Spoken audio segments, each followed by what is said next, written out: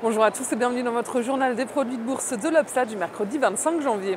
La bourse de Paris marque une pause, le CAC 40 s'enfonce de 0,47% à 3322 points. Les volumes échangés sont très bas, moins de 2,5 milliards d'euros, signe de la frilosité des investisseurs. Le marché parisien est freiné par l'attente d'une négociation entre Athènes et ses créanciers. La Grèce est toujours lancée dans une course contre la montre pour éviter la faillite. La crainte d'un défaut grec plombe les valeurs financières. Société Générale recule de 5,39%, Crédit Agricole de 4,07% et dans la foulée de la perte du AAA, les deux banques ont été dégradées par Standard & Poor's de A+ à A. Elles laissent inchangée en revanche la note de BNP Paribas qui lâche 1,83%. À New York, les grands groupes ayant publié leurs résultats hier ont déçu, sauf McDonald's. On avait le spécialiste de la santé Johnson & Johnson, le chimiste Dupont et l'opérateur télécom Verizon Communications.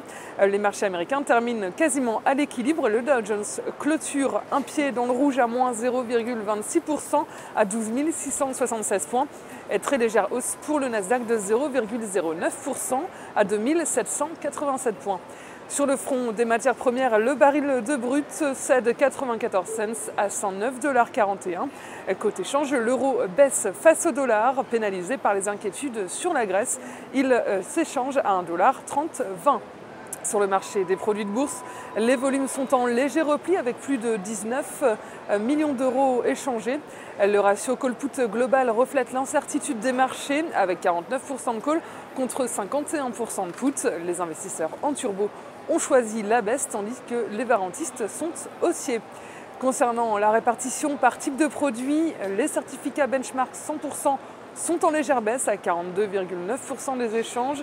Les certificats turbo sont en hausse à 29% du marché. Les varants sont en baisse à 17%. Du côté de la répartition par sous-jacent, les indices sont en hausse avec 68% des volumes. Les actions sont stables à 22,7%. Les matières premières sont en forte baisse à 7,2%.